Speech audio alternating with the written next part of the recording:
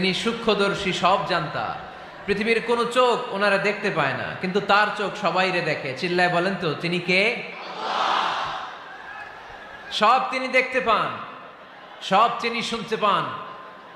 সাত আকাশের উপর সিদরাতুল মুনতাহা, তার উপরে আল্লাহর আরশ, তার উপরে আল্লাহর কুরসি, সেখানে আল্লাহ তাআলা সমাসীন।